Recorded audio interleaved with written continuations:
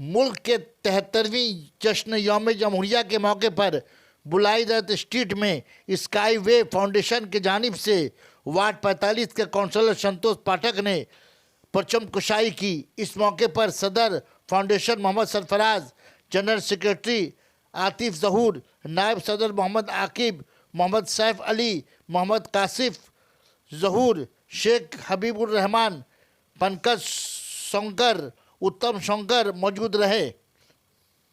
संतोष पाठक ने कहा, नई नस्ल नहीं जानती, इस वक्त को हासिल करने के लिए हिंदू मुस्लिम मिलकर कुर्बानियाँ दी है। आज मजहब के नाम पर हिंदू मुस्लिम एकता को तोड़ने की बात कही जा रही है।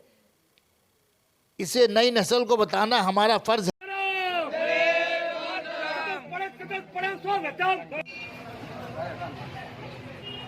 अरे एक आदमी को डालो ना यार।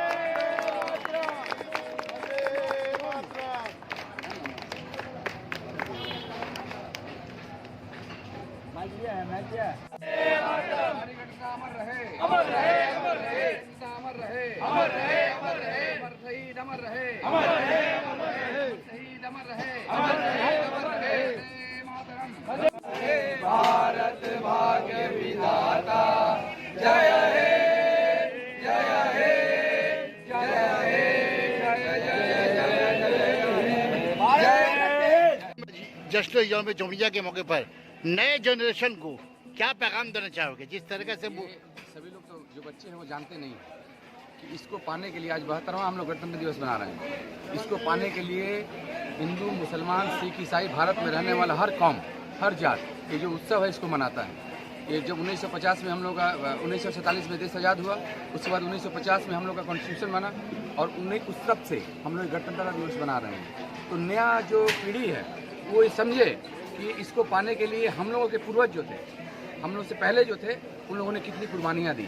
वो चाहे हिंदू हो, मुसलमान हो, सिख, ईसाई हो, तमाम हजारों हजार लाखों लाख ऐसे नाम हैं जिन्होंने अपने प्राणों की आहुतियाँ दी।